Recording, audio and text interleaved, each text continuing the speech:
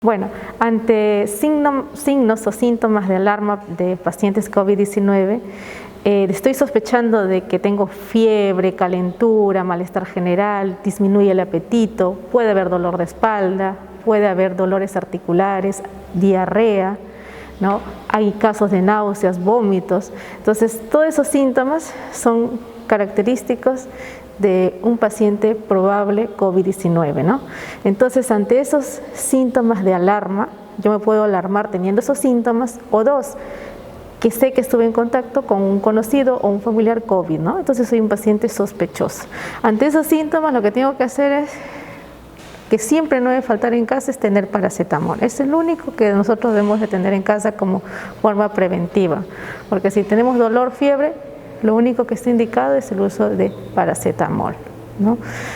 Luego, acudir a su centro de salud, que es lo más idóneo que se debe de hacer. ¿Por qué? Porque requiere evaluación por medicina.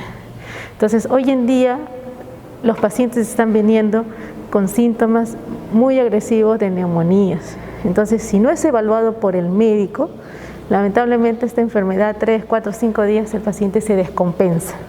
No queremos llegar a eso, que los pacientes vengan ya descompensados, en el cual ya su manejo es oxigenoterapia o otro tipo de manejo, hospitalización, ¿no? Entonces, esta enfermedad se trata a tiempo, pero todo tiene que ser por conducto regular. Manejo en sus establecimientos de salud, será su prueba y su tratamiento indicado.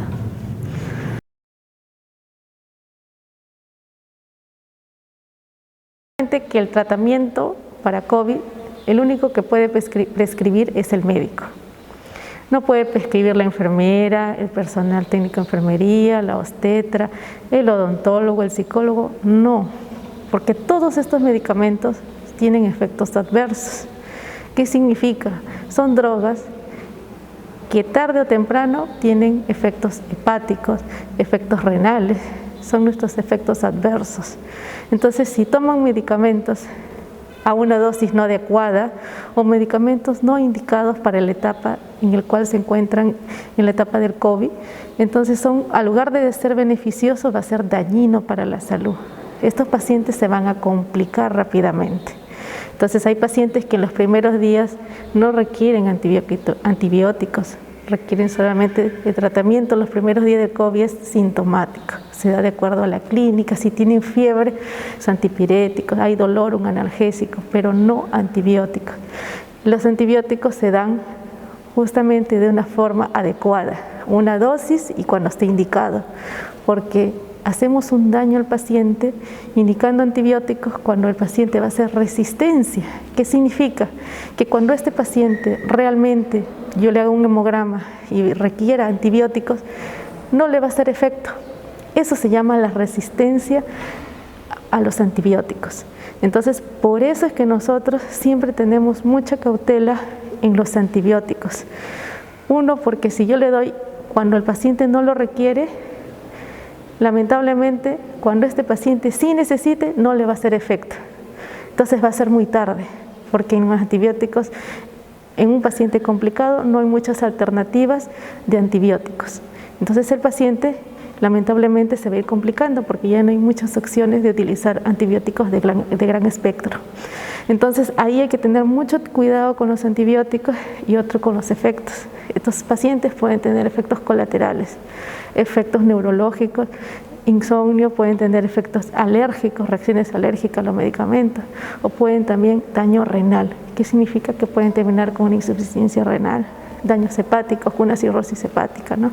Entonces, para eso, justamente los médicos han sido formados para dar un tratamiento adecuado a cada tipo de paciente. No todos los pacientes se le da la misma medicación, porque hay pacientes con otras patologías en el cual hay medicamentos que están restringidos, igual como los corticoides, las dexametasona, la prednisona.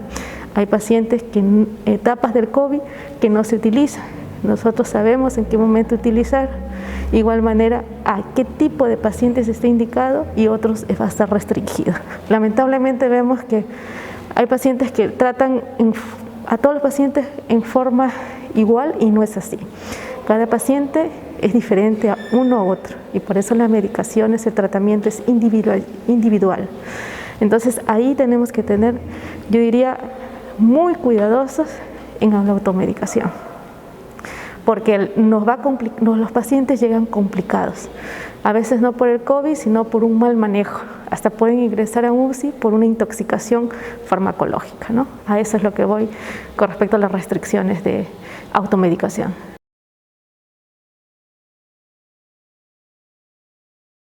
Las medidas preventivas, que nosotros ya tenemos un año de la pandemia y lo hemos venido en práctica, que debemos no dejar. Uno, el uso estricto de mascarilla, que está comprobado de que nos va a proteger del contagio de esta enfermedad. El uso estricto de mascarilla y el cambio de mascarilla. He visto que hay personas que lamentablemente no se cambian, la mascarilla debe ser cambiada, la mascarilla no es permanente, es descartable, desechable, ¿no? Lo ideal sería, si nosotros estamos expuestos, salimos a la calle, una por día, porque se contamina. Entonces, al sacarla, al colocarla, estamos contaminando esta mascarilla y ya nosotros debemos desecharla. Otro es el lavado de manos, que nosotros constantemente, es una medida preventiva, es el lavado de manos, en el cual nosotros llevamos las bacterias, el contacto con otras personas, con objetos, entonces el lavado de manos es básico. Y otra de las formas que también se está dando ahora es que debería ser parte también de nuestros protocolos en atención cuando hay público, aglomeraciones, es el uso de caretas. Por eso ahora está indicado estricto el uso de caretas en los mercados, en los supermercados, y diría en los establecimientos de salud, porque acá también hay pacientes COVID y tiene que haber una protección mucho más completa, ¿no?